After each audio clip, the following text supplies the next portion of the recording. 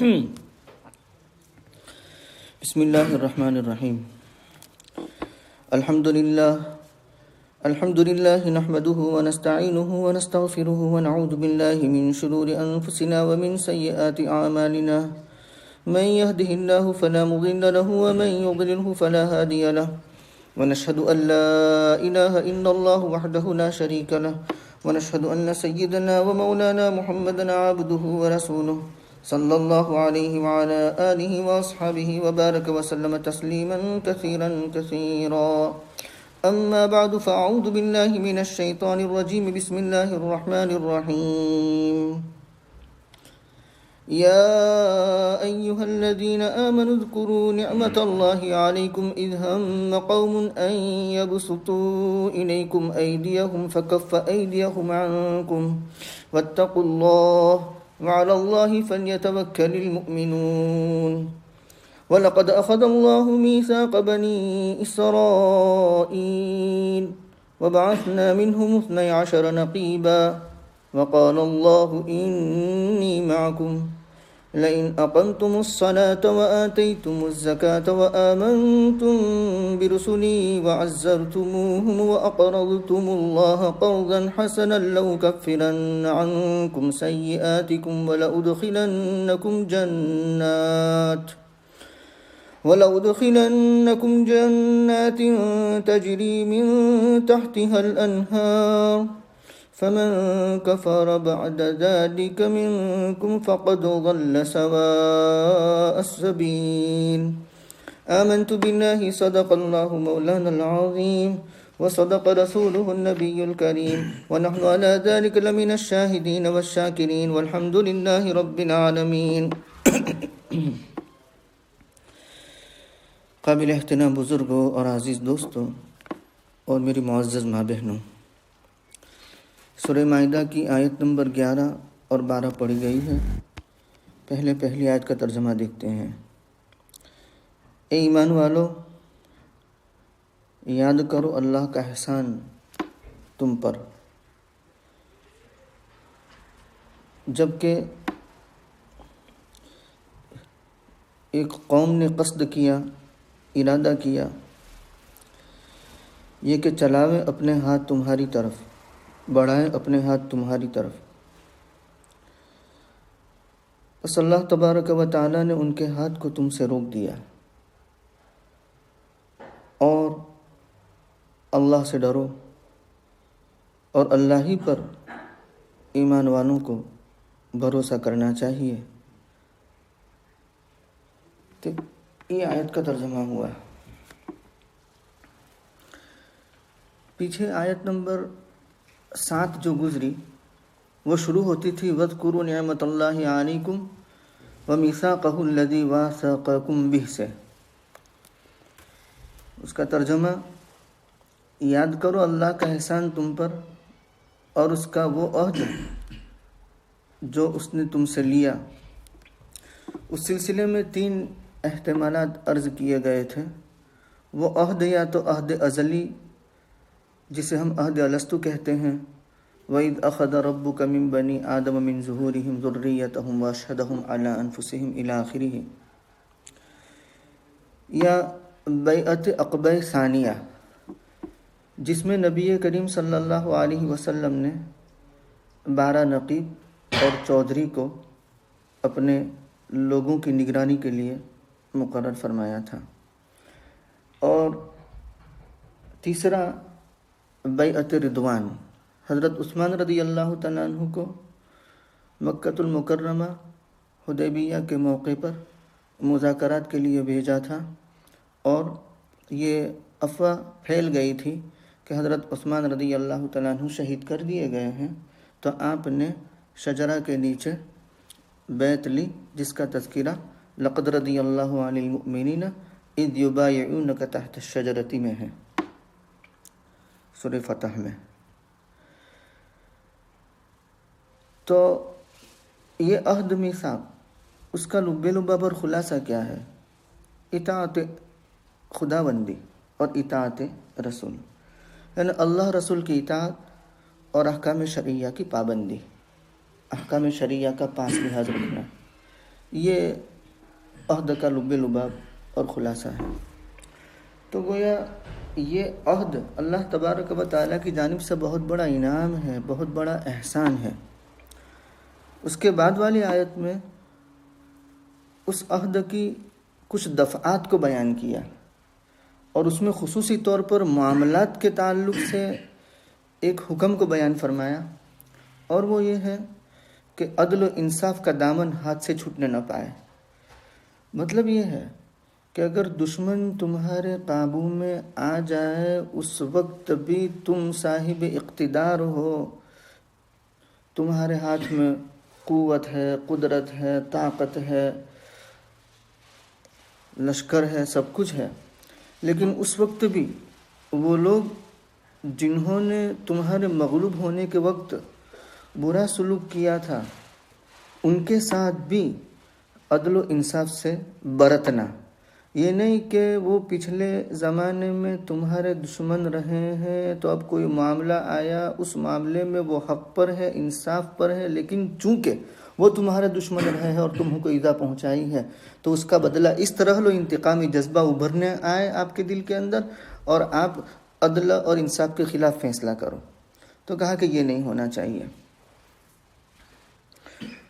اس کے بعد والی آیتوں میں جو اس کا پاس لحاظ کرے گا اس کے لیے عزت ہے، قوت ہے، سطوت ہے، شوکت ہے، حکمرانی ہے، اور دشمنوں کے منصوبوں کی ناکامی ہے، دشمن کا ناکام اور نامراد ہونا ہے، اور جو اس کا پاس لحاظ نہیں کرے گا دنیا میں بھی ذلت ہوگی اور آخرت میں بھی رسوائی ہوگی۔ والذین کفروا وکذبوا بآیاتنا۔ یہ آیت بھی شروع ہوتی ہے اذکروا نعمت اللہ علیکم سے۔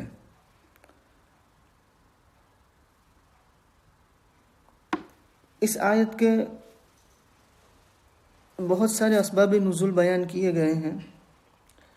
ویسے تاریخ اسلام کا مطالعہ کیا جائے تو تاریخ اسلام اس قسم کے واقعات سے بھری پڑی ہے۔ مطلب یہ ہے کہ بے شمار ایسے واقعات ہیں کہ جن واقعات میں دشمنوں نے مسلمانوں کے خلاف منصوبہ بندی کی، لیکن اللہ تبارک و تعالیٰ نے دشمنوں کو مسلمانوں کے تقوی اور توکل کی بنیاد پر ناکام اور نامراد کیا۔ کئی ایک واقعات ہیں، لیکن مفسرین حضرات نے چند واقعات کو خصوصی طور پر بیان کیا ہے۔ صاحب روح المعانی علامہ آلوسی رحمۃ اللہ علیہ نے 3 واقعے بیان فرمائے ہیں۔ اسی طرح تفسیر کبیر میں، جسے ہم تفسیر رازی کہتے ہیں، امام فخر الدین رازی، انہوں نے بھی وہی 3 واقعے بیان فرمائے ہیں، اور کم و بیش سبھی مفسرین نے یہ 3 واقعے بیان کیے ہیں۔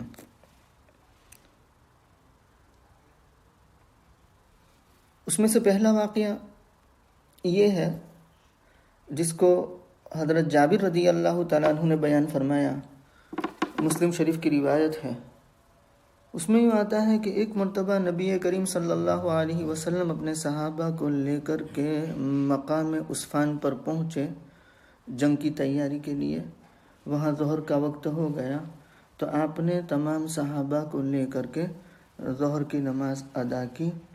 دشمنوں نے دیکھا کہ ایک ساتھ سب نماز پڑھ رہے ہیں، لیکن نماز ہو چکی تھی تو وہ نادم ہوئے، پشیمان ہوئے اور پچھتائے کہ اوہو موقع ہاتھ سے نکل گیا، یہ اچھا موقع تھا، سب ساتھ میں نماز پڑھ رہے تھے اور ان پر حملہ کر دیا جاتا تو یک لخت سب مٹا دیے جاتے۔ چنانچہ انہوں نے منصوبہ بندی کی کہ اس کے بعد ایک اور نماز آ رہی ہے عصر کی، اور وہ بہت ہی محبوب ہے ان کے نزدیک۔ اس نماز کے موقع پر ہم گھات میں اور طاق میں رہیں گے، اور جیسے ہی وہ سب نماز کے لیے کھڑے ہوں گے تو ہم یک بارگی حملہ کر دیں گے، اٹیک کر دیں گے اور سب ختم ہو جائیں گے۔ اللہ تبارک و تعالیٰ نے نبی کریم صلی اللہ علیہ وسلم کو باخبر کیا جبرائیل امین کے ذریعے، اور صلاۃ الخوف نازل ہوئی۔ اور اس کے بعد صلاۃ الخوف کا طریقہ تو یہ ہے کہ ایک گروپ دشمنوں کے مقابلے میں رہے گا اور دوسرا گروپ یہاں امام کے پیچھے رہے گا، ایک رکعت ان کو پڑھائے گا اگر مسافر ہے یا 2 رکعت والی نماز ہے تو، اور 2 رکعت ان کو پڑھائے گا. اگر مقیم ہے یا 4 رکعت والی نماز ہے تو 2 رکعت ان کو پڑھائے گا، اور امام ابھی نماز میں جاری ہی رہے گا، جبکہ ایک امام کے پیچھے ہی سب پڑھنے پر آمدہ ہو، 2 امام کے لیے تیار نہ ہو، تب کا یہ مسئلہ ہے. اگر 2 امام کے پیچھے نماز پڑھنے کے لیے تیار ہے تو یہ کاوش کرنے کی ضرورت نہیں ہے، آنا جانا آمد و رفت کرنے کی ضرورت. بہرکیف صلاۃ الخوف نازل ہو گئی، اور اللہ تبارک و تعالیٰ نے رسول اللہ صلی اللہ علیہ وسلم اور مسلمانوں کو ان کی منصوبہ بندی سے بچا لیا. ان کا مکر رد کر دیا اللہ تبارک و تعالیٰ نے، ان کی قید رد کر دی اللہ تبارک و تعالیٰ نے. ایک واقعہ یہ ہے. دوسرا واقعہ وہ بھی حضرت جابر رضی اللہ تعالیٰ عنہ سے متعدد حدیث کی کتابوں میں آیا ہے، اور بہت مشہور واقعہ ہے. ہم چھوٹے تھے مکتب میں، تب بھی ہم یہ واقعہ سنتے رہتے تھے کہ آپ علیہ الصلوۃ والسلام کسی غزوے سے لوٹ رہے تھے. راستے میں آرام کرنے کا وقت ہوا تو صحابہ کرام کی عادت شریفہ یہ تھی کہ جو گھنا درخت ہوتا تھا وہ نبی کریم صلی اللہ علیہ وسلم کے لیے چھوڑ دیا جاتا تھا تاکہ ذرا سایہ اچھا ہو اور آپ آرام فرما سکیں. فتفرق اصحاب النبی صلی اللہ علیہ وسلم فی کثیر الازا، یعنی بہت کانٹے دار گھاٹی کے اندر صحابہ ادھر ادھر پھیل گئے، منتشر ہو گئے، بکھر گئے. 2-4 یہاں ہیں، 2-4 یہاں ہیں، 2-4 وہاں ہیں، 2-4 وہاں ہیں. آپ علیہ الصلوۃ والسلام بھی ایک درخت کے نیچے آرام فرما ہوئے. آپ نے اپنی تلوار لٹکائی درخت کی ٹہنی سے، اور اس کے بعد آرام فرما ہوئے. ایک گاؤں والا آیا اور اس نے دیکھا کہ موقع اچھا ہے، آپ علیہ الصلوۃ والسلام آرام فرما رہے ہیں، تو وہ تلوار لی اور تلوار میان سے نکالی اور لے کر کے آپ کے سرہانے کھڑا ہو گیا، اور اس نے یوں کہا کہ من یمنعک منی، آپ کو کون بچائے گا مجھ سے. تو نبی کریم صلی اللہ علیہ وسلم نے بڑے اطمینان سے بے لاگ جواب دیا، ڈر اور خوف کے بغیر، دلی اطمینان کے ساتھ کہ اللہ. دوسری مرتبہ پھر اس نے یہی جملہ دہرایا کہ من یمنعک منی، تو آپ علیہ الصلوۃ والسلام نے بڑے پر اطمینان لہجے میں فرمایا اللہ. تیسری مرتبہ بھی. اس کے بعد غیبی قدرت کی وجہ سے اس کے دل پر ایسا رعب طاری ہو گیا کہ کہ اس نے شأم متضاد ہیں، تلوار کو میان میں رکھنے کے لیے بھی شأم اور تلوار کو نیام سے نکالنے کے لیے بھی شأم. عربی میں ایسے بہت سے الفاظ ہیں کہ متضاد معنوں کے لیے استعمال ہوتے ہیں. تو اس نے اپنی تلوار یعنی آپ کی تلوار میان میں رکھ دی اور کانپنے لگا. نبی کریم صلی اللہ علیہ وسلم کے صحابہ آپ کے پاس آئے، بلایا اور آپ کے سامنے یہ بات رکھی، اور وہ آپ کے بالکل بغل میں بیٹھا ہوا تھا. آپ نے اس کو کچھ کہا نہیں، معاف کر دیا. یہ دوسرا واقعہ کہ اذ ہم قوم ان یبسطوا الیکم، تو اس وقت فإن القوم قد یطلق علی الفرد، قوم کا اطلاق فرد پر بھی ہوتا ہے، یعنی عام بولا جائے اور خاص مراد لیا جائے، ایسا ہوتا ہے. جیسے ملائکہ بول کر کے جبرائیل مراد لے لیتے ہیں، خاص جبرائیل علیہ السلام. تو اس طریقے سے یہ ہے، قوم کا اطلاق فرد پر بھی ہوتا ہے. تو یہاں قوم سے مراد قوم نہیں بلکہ خود نبی کریم صلی اللہ علیہ وسلم کی ذات گرامی. اور پہلے واقعے میں نبی کریم صلی اللہ علیہ وسلم بھی ہوں گے اور صحابہ کرام رضوان اللہ تعالیٰ علیہم اجمعین بھی ہوں گے، یہ سارے مل کر کے قوم ہو جائے گی. تیسرا واقعہ ابن عباس رضی اللہ تعالیٰ عنہ سے ابو نعیم نے دلائل میں بیان فرمایا ہے، اور وہ یہ ہے، تو 2 واقعے حضرت جابر سے ہو گئے اور تیسرا ابن عباس سے. ابن عباس فرماتے ہیں کہ ایک سریہ نبی کریم صلی اللہ علیہ وسلم نے بنو عامر کی طرف روانہ فرمایا. بیر معونہ کا واقعہ مشہور ہے. تو اس سریے میں سب صحابہ شہید کر دیے گئے، 3 بچ گئے، بقی 3 نفر. ان میں سے ایک عمرو ابن امیہ ضمری تھے، عمرو ابن امیہ ضمری، اور ان کے ساتھ ایک دوسرے صاحب تو وہ آ رہے تھے تاکہ نبی کریم صلی اللہ علیہ وسلم کو رودات سنائے، رپورٹ دے، باخبر فرمائے کہ ان کے ساتھ کیا ہوا ہے۔ تو راستے میں ملاقات ہو گئی دو مرد، لقی رجلین، وہ سامنا ہوا دو مردوں سے، کلابیین۔ تفسیر کبیر میں کلابیین لکھا ہے اور صاحب روح المعانی نے بنو سلیم لکھا ہے، یا اس کے برعکس ہے کہ صاحب روح المعانی نے کلابیین لکھا ہے اور تفسیر کبیر میں بنو سلیم ہے۔ بہرکیف تو تضاد معلوم ہوتا ہے، لیکن کوئی تضاد نہیں، دونوں قبیل ایک دوسرے کی شاخ ہوں گے۔ تو کسی ایک مفسر نے کلابی قبیلے سے تعلق رکھنے والے دو مرد یا بنو سلیم سے تعلق رکھنے والے دو مرد، دونوں کا ماحصل تو ایک ہی ہے، خلاصہ تو ایک ہی ہے۔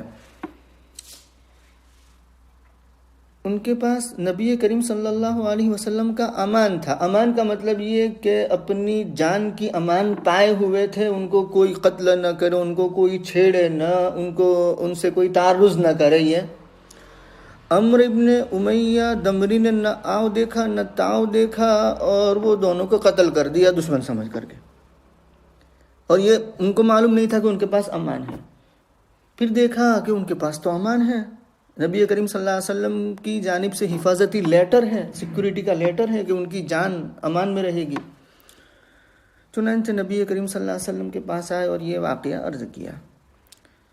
تو نبی کریم صلی اللہ علیہ وسلم یعنی مسلمانوں کا بنو نذیر سے معاہدہ ترک قتال پر، سیز فائر پر، اور دوسرا کہ اگر ہمارا آدمی کسی ایسے کو قتل کر دے جس نے ہمیں امان دیا ہے تو دیت میں تمہیں مدد کرنی ہوگی۔ یہ آپس میں معاہدہ تھا بنو نذیر سے۔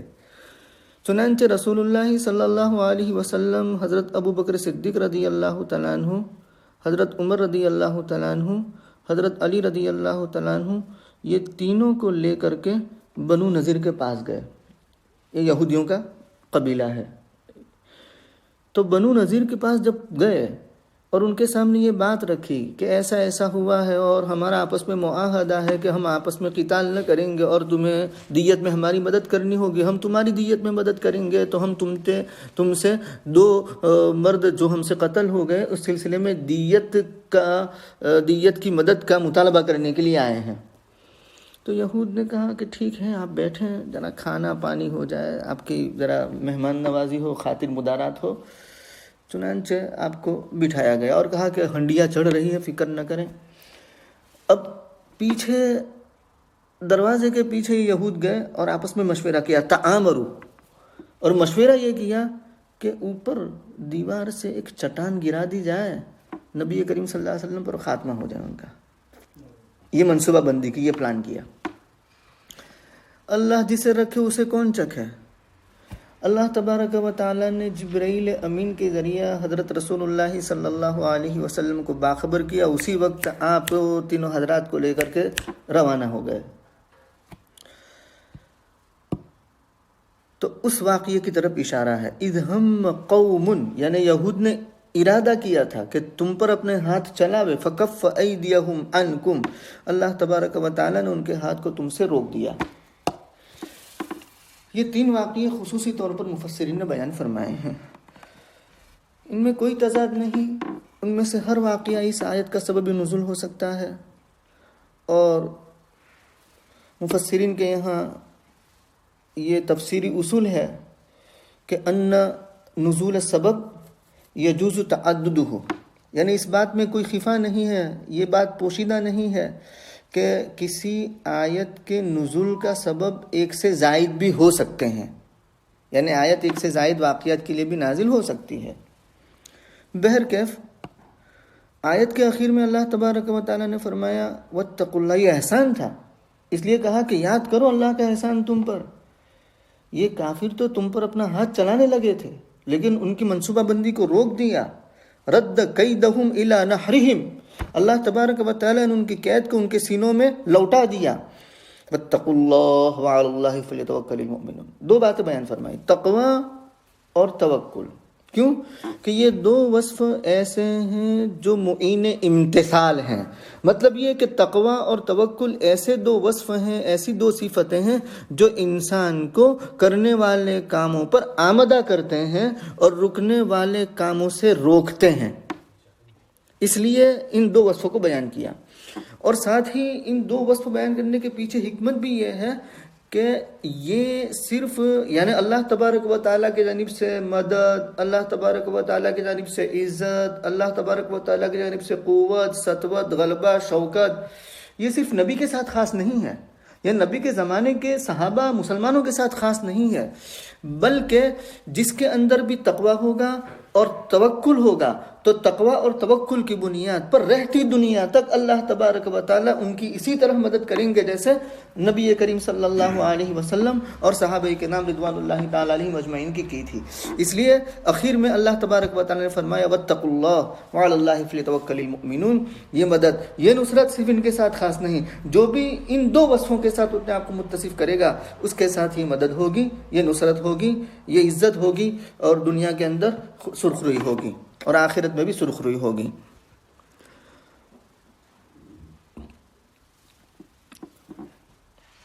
تو جنہوں نے بھی اللہ تبارک و تعالیٰ کے عہد اور میثاق کا لحاظ کیا، اللہ تبارک و تعالیٰ نے دنیا کے اندر بھی ان کو کامیاب فرمایا اور آخرت میں بھی کامیاب ہیں. ایک نمونہ دیا اللہ تبارک و تعالیٰ نے کہ آگے کی آیت سے یہ بات سمجھ میں آ رہی ہے کہ یہ عہد اور میثاق صرف اس امت سے نہیں لیا گیا ہے، پچھلی جو امتیں گزری ہیں ان سے بھی اس قسم کا عہد اور میثاق لیا گیا تھا. تو اس امت سے جو عہد و میثاق لیا گیا تو جو اس پر کاربند رہے وہ دنیا آخرت میں سرخرو ہوئے اور پچھلی امتوں سے بھی عہد و میثاق لیا گیا تھا، لیکن ان میں سے کچھ لوگ اس عہد و میثاق پر نہیں رہے، اس کا پاس لحاظ نہیں کیا تو اللہ تبارک و تعالیٰ نے دنیا میں بھی ان پر لعنت کی اور آخرت میں بھی وہ گویا کہ خسارے میں رہیں گے اور رسوا اور ذلیل ہوں گے. تو فبما نقضیہم سے اس کی طرف اشارہ ہے، لیکن اس سے پہلے ہم اس آیت کو لے لیتے ہیں.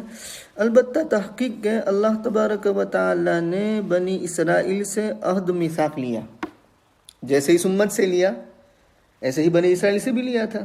تو گویا اس امت کو تسلی بھی دینا ہے کہ تم یہ مت سمجھنا کہ یہ عہد و میثاق تم ہی سے لیا، اللہ رسول کی اطاعت کا اور احکام شریعہ کی پابندی کا نہیں، پچھلی امتوں سے بھی عہد و میثاق لیا گیا تھا.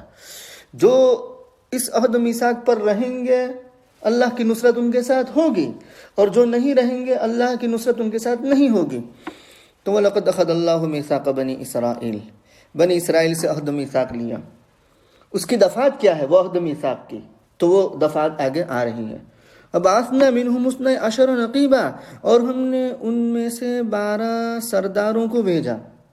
وہ 12 خاندان تھے، ہر خاندان کا ایک سردار تھا اور وہ سردار ان کی نگرانی کے لیے مقرر کیا گیا کہ دیکھیں یہ اس عہد پر کاربند رہیں، اس پر عمل کریں، اس کی خلاف ورزی نہ کریں. اس لیے تو تاکیداً 12 سردار بھی متعین کر دیے گئے، 12 نگراں بھی متعین کر دیے گئے. وقال اللہ انی معکم، اور اللہ تبارک و تعالیٰ نے فرمایا بے شک میں تمہارے ساتھ ہوں. یہ تاکید در تاکید ہے، 12 سردار کا انتخاب عہد و میثاق پر پابندی کے لیے، اور آگے اللہ نے خود فرمایا کہ میں تمہارے ساتھ ہوں بالنصرتی لکم و بالنصرتی علیکم.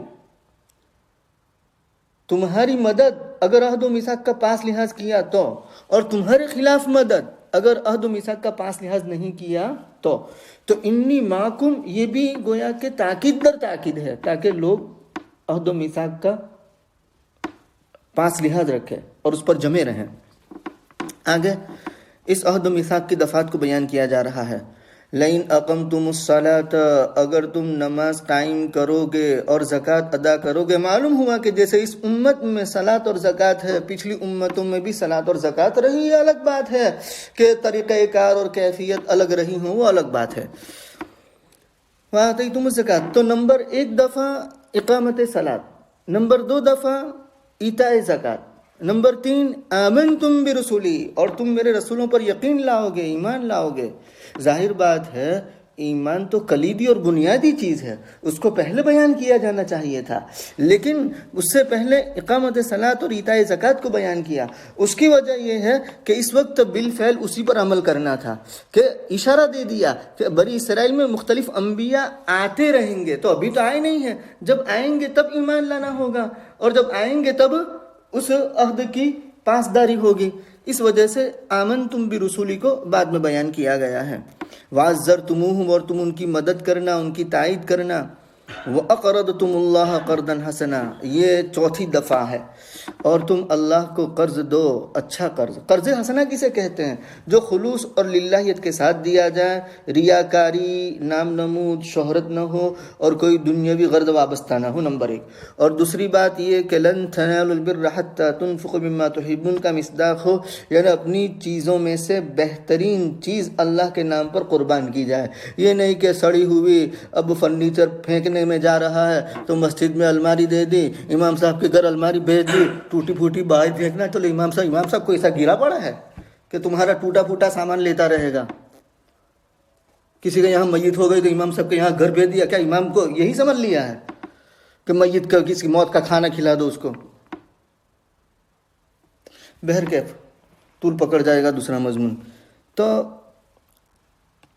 وَأَقْرَضْتُمُ اللَّهَ قَرْضًا حَسَنًا، قرض حسنہ یہ ہے کہ اخلاص کے ساتھ ہو اور اچھی سے اچھی چیز اللہ کے نام پر قربان کی جائے، خرچ کی جائے۔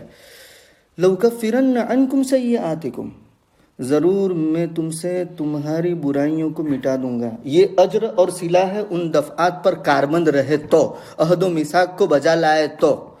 لَأُكَفِّرَنَّ عَنْكُمْ سَيِّئَاتِكُمْ، میں تم سے تمہاری سیئات کو مٹا دوں گا۔ وَلَأُدْخِلَنَّكُمْ، اچھا قرض حسنہ، اقرضتم اللہ قرضاً حسنا، اس سے پہلے آتیتم الزکوٰۃ، تو آتیتم الزکوٰۃ فرض سے متعلق ہے، اور قرض حسنہ جو اقرضتم اللہ ہے وہ فرض کے علاوہ مسلمانوں کو دوسرے بہت سے کاموں میں بھی اپنے پیسہ اور اپنا مال خرچ کرنا چاہیے، لیکن فرق اتنا ہو جائے گا کہ زکوٰۃ ہے وہ فرض کفایہ میں چلی جائے گی، اور دوسرے امور میں خرچ کرنا فرض عین میں چلی جائے گی، اور دوسرے امور میں خرچ کرنا فرض کفایہ میں ہو جائے گا۔ مثال کے طور پر اسکول کی ضرورت ہے، مسجد کی ضرورت ہے، مدرسے کی ضرورت ہے، کہیں کنواں کھدوانا ہے تو وہاں بھی تو پیسہ لگانا ہے مسلمانوں کو۔ ان فی المال لحقوقا سوی الزکوٰۃ، آپ نے یوں فرمایا کہ مال میں زکوٰۃ کے علاوہ بھی حقوق ہے، تو اقرضتم اللہ قرضا حسنا سے زکوٰۃ کے علاوہ نفلی صدقہ خیرات جو ہوتے ہیں اس کی طرف اشارہ ہے۔ لَأُكَفِّرَنَّ عَنْكُمْ، میں تم سے تمہاری برائیوں کو مٹا دوں گا، اور میں تمہیں داخل کروں گا ایسے باغات میں جن کے نیچے سے نہریں بہتی ہیں، یہ صلہ ہوگا۔ فمن کفرا، آگے وعید بیان کی کہ جو اس کے بعد منکر ہوا یا کافر ہوا تم میں سے، یعنی اس عہد و میثاق کا پاس لحاظ نہیں کیا، تو وہ سیدھے راستے سے دور جا پڑا، سیدھے راستے سے گمراہ ہو گیا۔ اللہ تبارک و تعالی ہمیں عہد و میثاق کا پاس لحاظ کرنے کی اور اس پر جمنے کی توفیق عطا فرماوے، چاہے وہ عہد ازلی ہو یا پھر اطاعت رسول، اطاعت خداوندی ہو اور احکام شریعہ کی پابندی ہو۔ سبحان اللہ و بحمدہ، سبحانک اللہم و بحمدک، اشہد ان لا الہ الا انت۔